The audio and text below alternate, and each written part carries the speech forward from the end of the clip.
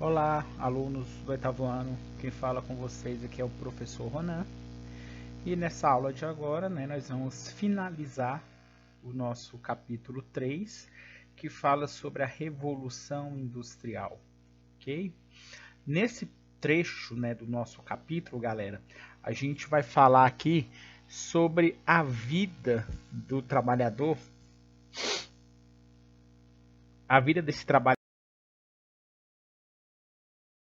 dentro das fábricas, né? Como é que era a vida, não só dentro das fábricas, né? Mas também como era a vida desse trabalhador, né? Fora das fábricas, né? Então, a vida dentro e fora da fábrica, certo?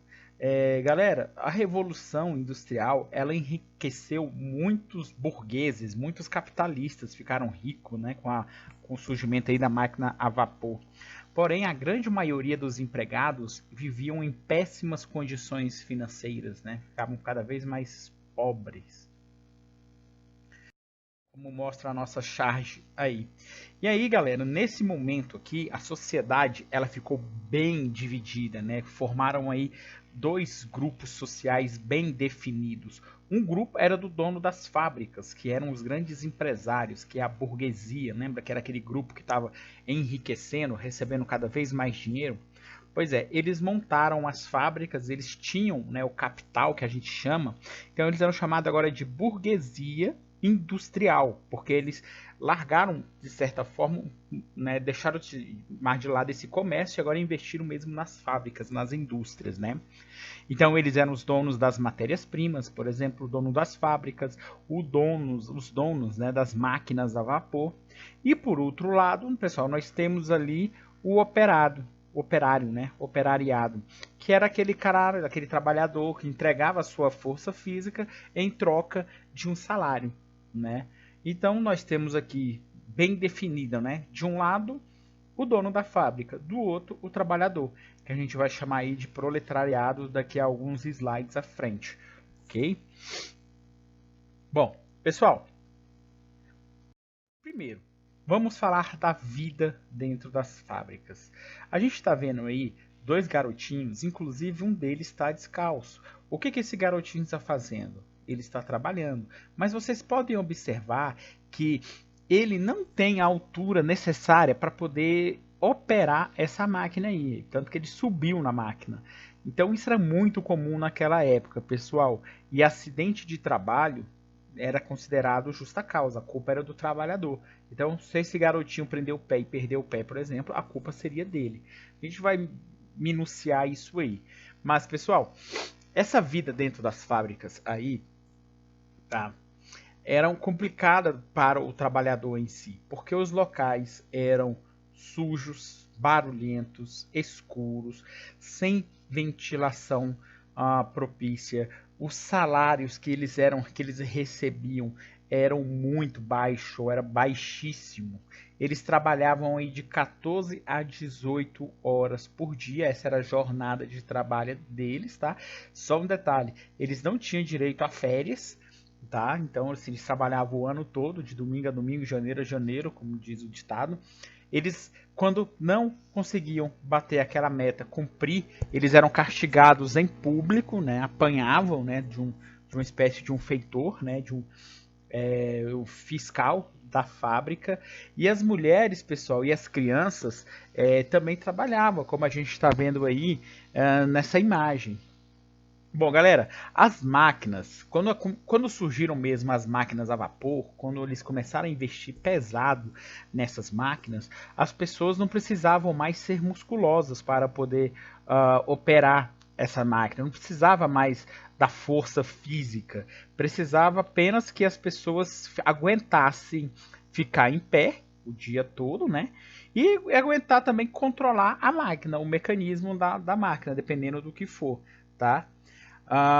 E as crianças, pessoal, começaram a ser contratadas nesse sentido, porque elas recebiam menos e elas também, né, aguentavam, né, ficar em pé e elas também jamais poderiam ir para a escola ou brincar. Elas ficavam ali presas, trabalhando o tempo todo. Como elas recebiam menos, acabava que os patrões priorizavam crianças e mulheres, né, porque o trabalhador, o homem, ganhava bem mais.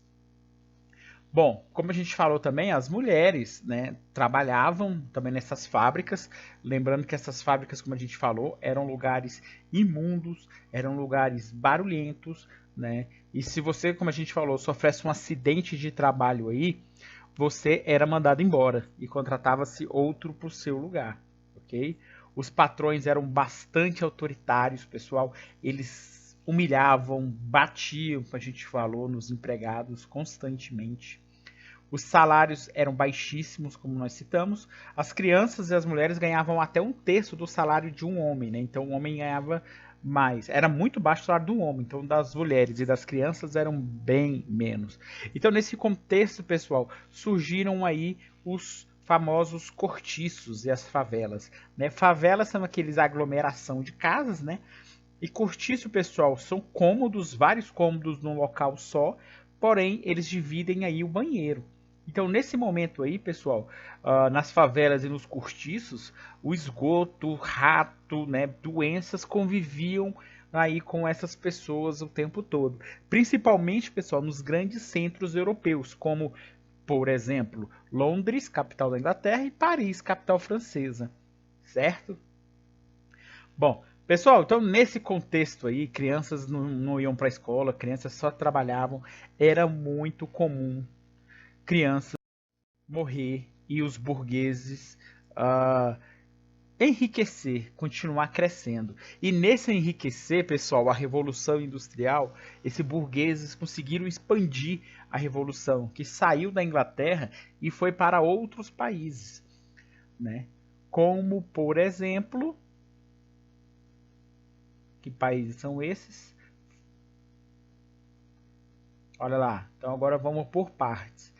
França, né? Alemanha, Itália e Rússia. Então esses países, pessoal, a gente estudou na aula passada que a Revolução Industrial surgiu, né? Na Inglaterra, mas na Inglaterra houve essa expansão aí. Os burgueses que estavam enriquecendo o mundo afora investiram também nessa máquina a vapor aí. E aí, galera, com essa crescente, o burguês ficando rico e o trabalhador sofrendo diariamente, trabalhando constantemente, apanhando diariamente, então começou a surgir aí as lutas dos operários, pessoal. Os trabalhadores, eles formaram, né, eles tiveram uma consciência de que eles pertenciam, por exemplo, a um mesmo grupo, né, que é o grupo de trabalhadores. Então eles se classificaram aí em uma classe social chamada de proletariado. E aí, galera, eles criaram um dos primeiras formas aí de luta dos trabalhadores, que foram chamados aí de movimento ludista, né, o ludismo ou o movimento lúdico, né? Então, pessoal, aqui nesse momento, os trabalhadores lutaram por melhores condições de salário, por melhores condições de vida.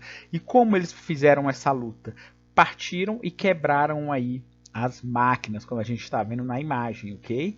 Então eles invadiram as fábricas, faltou o acentozinho ali, e destruíram as máquinas, certo? Bom, para o artesão, galera, o ludismo era um modo de preservar ali o trabalho dele contra esse processo de industrialização, porque o artesão ele não tinha mais espaço para ele produzir, né, fazer o produto dele e trabalhar, né, porque a indústria fazia com muito mais eficácia, muito mais rápido, então ele perdeu espaço, né, no seu trabalho social aí. E aí, galera, o governo inglês reprimiu o movimento. Por quê, galera? Os governantes na Inglaterra, eles sempre ficavam ao lado, né, do burguês, né? Então, assim, os, os burgueses, né, eles tinham a seu favor os órgãos institucionalizados, como, por exemplo, a polícia. A polícia reprimia esses movimentos grevistas aí. Dentro desse contexto, pessoal, do ludismo, surgiram ah, né, os sindicatos, como a gente está vendo aí. Mas esse movimento ludista, mesmo sendo reprimido na Inglaterra, ele se expandiu por outros lugares da Europa, como a França, por exemplo, a própria Bélgica. Aqui há algumas das bandeiras que o movimento ludista defendia, que era a redução na jornada de trabalho e a abolição do castigo físico, né? Porém, como a gente falou, surgiram sindicatos. O que seria o sindicato nesse momento, pessoal? Os trabalhadores das fábricas, eles começaram a pagar uma taxa mensal aí, né, todos eles pagavam. Aí quando um desses trabalhadores ficavam doente, por exemplo, eles recebiam auxílio, né? Então eles juntavam esse dinheiro e quando alguém não podia trabalhar, continuava recebendo por isso, né? Então foi nesse contexto também que surgiram greves, né, contra os patrões aí. Como eu falei, o governo sempre ficava do lado aí desses burgueses, dos donos das fábricas, e muitos trabalhadores, pessoal, acabaram presos ou mortos pela polícia aí por protestarem. Até que houve um outro movimento, pessoal, dando sequência aí nas lutas operárias, chamado de movimento cartista. Por que ele tem esse nome, movimento cartista? Porque eles escreveram, pessoal, uma carta e levaram para o parlamento, né, o documento que ficou conhecido como Carta do Povo. Então, por isso o movimento cartista. Lembrando, pessoal, que a gente estudou lá no capítulo anterior, no capítulo 2, que o voto na Inglaterra era um voto censitário, ou seja, para você votar você tinha que ter uma certa renda. Então, só quem podia votar na Inglaterra era quem era rico, né, quem tinha uma boa condição. Logo, o parlamento era composto basicamente por pessoas, por deputados que representam essa classe mais rica aí, né? E aí o movimento cartista pedia direito de voto universal masculino. A gente fala todos, tá, pessoal? Mas assim, a mulher que ainda não está inclusa. Então era o voto universal masculino, né? E esse movimento, pessoal, foi negado pelo parlamento, mas assim, ele serviu muito para conscientizar a sociedade, porque, por exemplo, mostrou que esses homens, esses trabalhadores tinham consciência política e, pessoal, eles faziam comícios por toda a Europa, principalmente em Londres, né, que era o berço desses movimentos aí.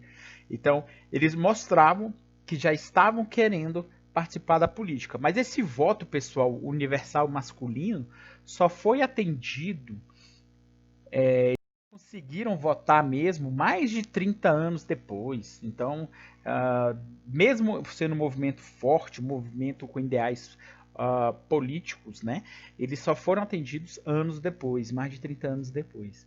Tá? Bom, pessoal, com o passar do tempo, os países industrializados, principalmente a Inglaterra, foram criando as leis trabalhistas. Claro, não foi criado tudo de uma vez, né? Foram criados de forma sistemática.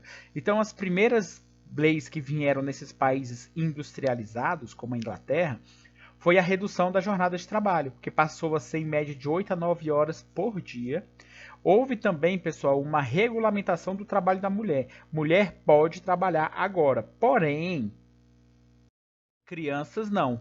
Tá? O trabalho infantil foi proibido nos países industrializados aí, certo? A instituição de um salário mínimo, isso é muito importante, galera, porque a partir de agora você pode até debater se o salário mínimo é bom ou é ruim, tá? O valor, né? Se o valor está alto, está baixo, você pode até debater isso aí. Mas a criação de um salário mínimo é muito importante, né? Porque agora ninguém recebe menos do que está estipulado na lei, tá? E agora, pessoal, você tem o descanso semanal remunerado, né? Que a gente hoje, nossas leis trabalhistas, é o domingo. Então, domingo, normalmente as pessoas não trabalham, né? A não ser quem trabalha por escala, claro. Então, domingo, normalmente a pessoa não trabalha, porém o trabalhador recebe pelo domingo, certo? Bom, crianças, espero aí, espero que tenham gostado. A gente finalizou aí o nosso capítulo de Revolução Industrial. E agora vamos na próxima aula dar início aí ao segundo bimestre, ok? Então, um abraço a todos e até a próxima.